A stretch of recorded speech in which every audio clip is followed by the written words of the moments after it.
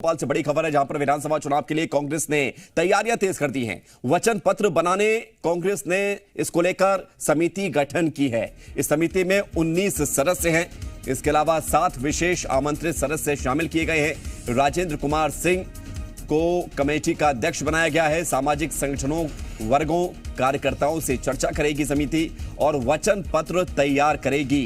विधानसभा चुनाव अभी दूर हैं, लेकिन तैयारियां अभी से शुरू हो गई हैं। और घोषणा पत्र कैसा होना चाहिए, वो वचन पत्र कैसा होना चाहिए, जिसके आधार पर वोट मिले, जिसके आधार पर सरकार बने, कांग्रेस की ये तैयारी है। और अब एक समिति का गठन किया गया है, जिसमें 19 सदस्य होंगे और 7 विशेष आमंत्रित सदस्य होंगे। सामाजिक संगठन, वर्गों और कार्यकर्ताओं से चर्चा ये समिति करेगी और एक एक वर्ग, एक एक क्षेत्र में क्या कुछ जरूरी काम करने बाकी हैं, मध्य प्रदेश की जनता क्या चाहती है, कैसा मध्य प्रदेश में विकास हो, इन तमाम मुद्दों पर इस समिति के द्वारा चर्चा की जाएगी, जिसके बाद फिर वचन पत्र तैयार किया जाएगा। राजेंद्र कुमार सिंह को कमेटी का अध्यक्ष बनाया गया है और वचन पत्र बनाने की जिम्मेदारी इनके कंधों पर होगी।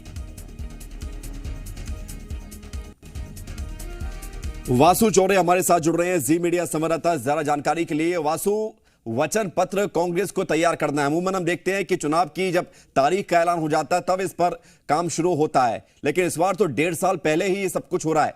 क्या वजह है इसके पीछे और क्या कुछ मकसद होगा इसका? बिल्कुल विवेक, देखिए आपने ठीक कहा कि मध्य प्रदेश में चुनाव में करीब 1.5 साल का वक्त बाकी है, लेकिन कांग्रेस ने बहुत तेजी से चुनाव की तैयारियां शुरू कर दी हैं। और इसके पीछे की सबसे बड़ी वजह यही है कि जिस तरीके से 2018 के चुनाव हुए, कांग्रेस को बहुत कम मार्जिन से सत्ता में आने का मौका मिला था। भारी बहुमत कांग्रेस के पास नहीं था। और अब जबकि चुनाव नजदीक आ रहे हैं 2023 के, उसको लेकर कांग्रेस ने जो तैयारियां हैं वो काफी ज्यादा तेज कर दी हैं। बीते दिनों हमने देखा कि कांग्रेस के अलग अलग जो अभियान है वो चल रहे हैं, चाहे घर घर चलो हो, चाहे जन जागरूकता अभियान हो या फिर सदस्यता अभियान हो। ये तमाम प्रयास कांग्रेस पार्टी करती हुई नजर आ रही है, क्योंकि कमलनाथ और कांग्रेस कमेटी के जो बड़े नेता हैं वो भली भांति इस बात को भांप चुके हैं कि बीजेपी 24/7 इलेक्शन मोड पर रहने वाली पार्टी है और अलग अलग तरीके से लगातार जनता के बीच पहुंचने का काम कर रही है। और अगर कांग्रेस को कड़ी टक्कर बीजेपी को देनी है तो समाज के सभी वर्गों को, सभी तबकों को साधना होगा। और इसीलिए अभी से वचन पत्र बनाने के लिए जो सलाहकार समिति है उसका गठन कांग्रेस ने कर दिया है। इसमें तमाम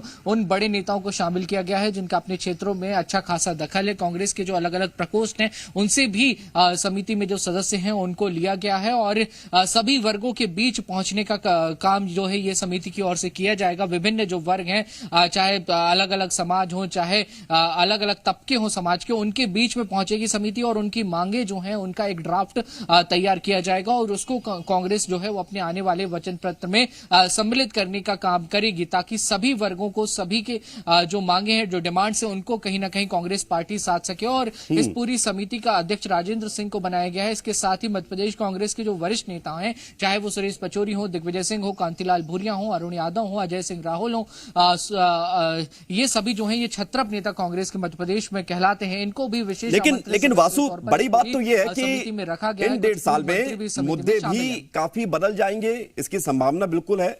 और जो लोगों की डिमांड है उसमें भी अंतर आ सकता है। तो अभी से जो तैयारी कांग्रेस कर रही है, क्या ये रिलेवेंट रहेगी 2023 के विधानसभा चुनाव में?